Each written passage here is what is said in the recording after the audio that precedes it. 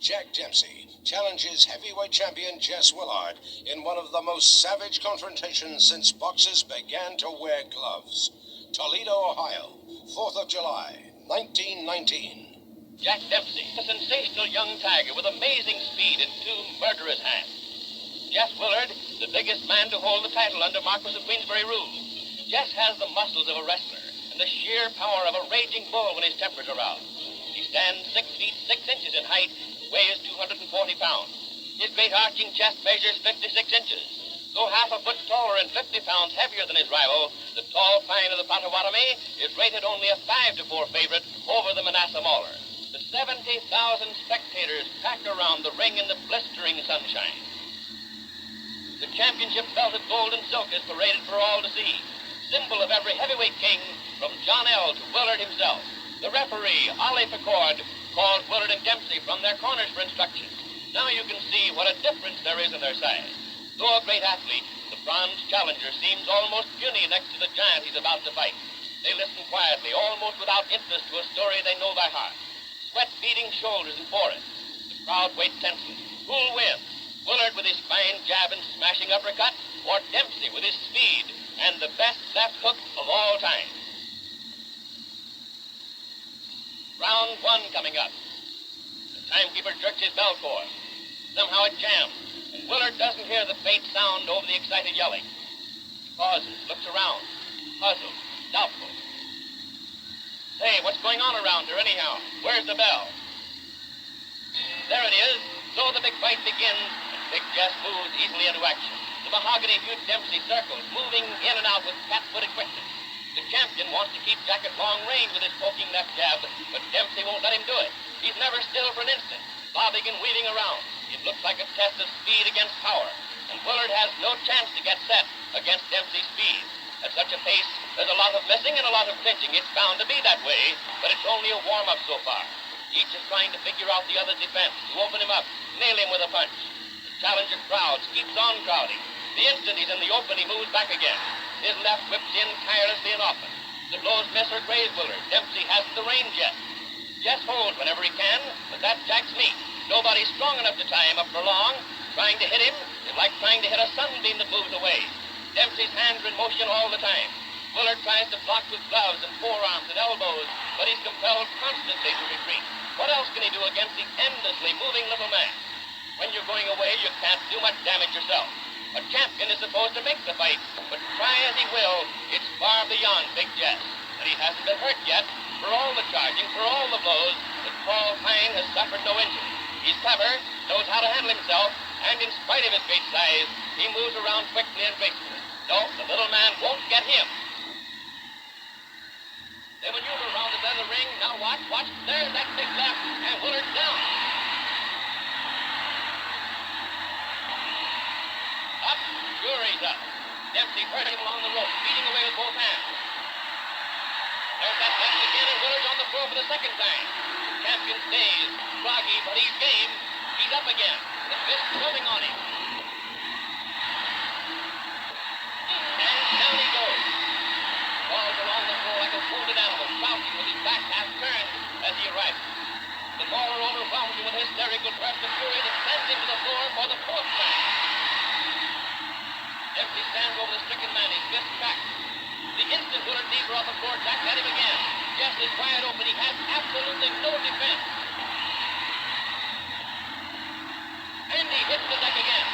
Courage, just plain courage, instinct, whatever it is, flings him primed and staggering up to his feet.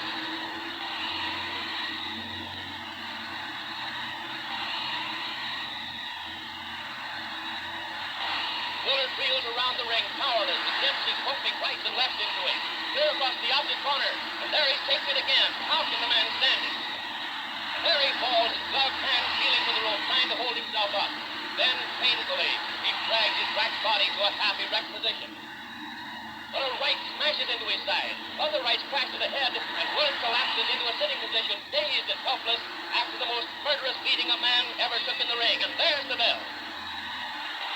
But no one hears it. Dempsey turns away. He seems doubtful, puzzled. Turns and others rush jubilantly into the rope square. It's all over. The quickest heavyweight knockout on record.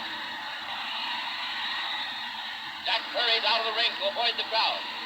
But the timekeeper and referee Ollie McCord are yelling that it's not over. The bell had sounded before Big Jess was counted out. Where is the challenger anyway? Willard's chief second, Walter Monahan, and the other handlers have leaped into the ring to bring their man to. The champion seems helpless, but technically the fight is still on.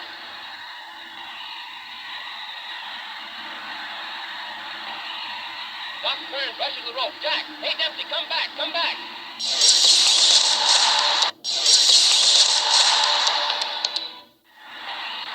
and the bell sounds again. Amazingly enough, Willard rises for the second round. Beaten as no man ever has been, he advances into Dempsey's raging fist. He jabs as though any jab could keep that tiger away from him. With all his wearied, broken body, Jess does his best to keep going. Why? It's no use, he hasn't a chance, but there's the tradition of all champions behind him. He has to fight even when he has nothing left to fight with.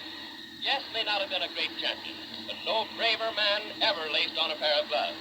If he quit under punishment, no one would blame him. It's courage, nothing but magnificent courage that's holding him on his feet. No matter what he does, he can't get away from that tiger who's stalking him. His arms and legs are heavy with exhaustion. Salt sweat burns the gashes Dempsey's fists have opened.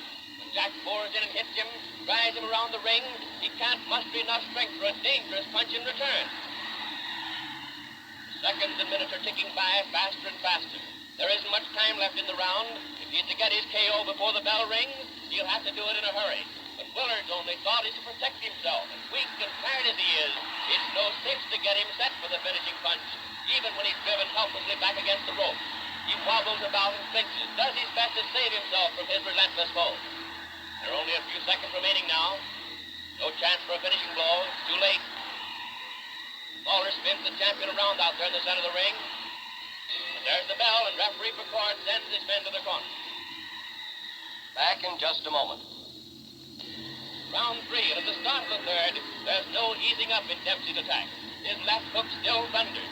In the clinches, Willard is no longer strong enough to make even a pretense of blocking the uppercuts that shake and hurt him.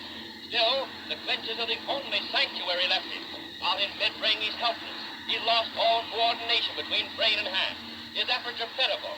He was big and good-looking and smiling when he came into the ring. Now he's a lurching, tottering wreck of a man. Dempsey beats at him, in the body, shifting his attack for a moment from that pitiful face. A new champion being born here, born in the torrid heat among the yells of 70,000 spectators, born in blood and effort and pain. It's bad for Willard, taking the hammer blows of the ring's greatest puncher, but it's no picnic for the man who's winning either. His lungs strain, his heart beats in his throat, his arms are like lead, but still he carries on that deadly attack.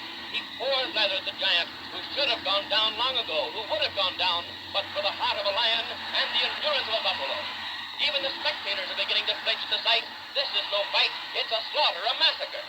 Big Jess has no more chance than a babe in arms. Look at the heavyweight champion of the world. His face is pounded almost to a pulp. His tired, dazed eyes peer through a mask of blood. It's dripped down over his body, stained his trunk, spotted his legs.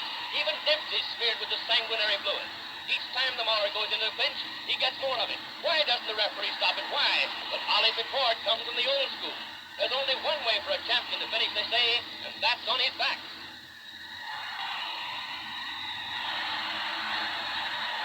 But the bloody, half-blinded Willard won't go down. Not even when the tiring Dempsey's blows stagger and hurt him more and more. And again the seconds are running out. The round's nearly over. And the impossible has happened again. Big Jess has lasted through this another murderous round with this roaring Dempsey.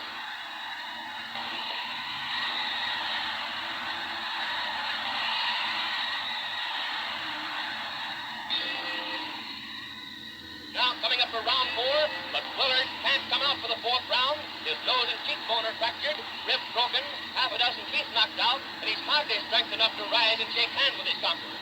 In this most unusual of fights, an idol has been born. Dempsey the Mauler. Unusual, every second of it. The bell failed to sound clearly at the start. The champion was knocked down 7 times in the first round. The challenger left the ring and had to be called back. Willard lost his title while sitting in his corner. Every minute is crammed with drama, as the ring is now with yelling, excited men. Dempsey's in everyone's minds and hearts. Dempsey the killer. Dempsey the champion. They'll see him in action for 8 flaming years.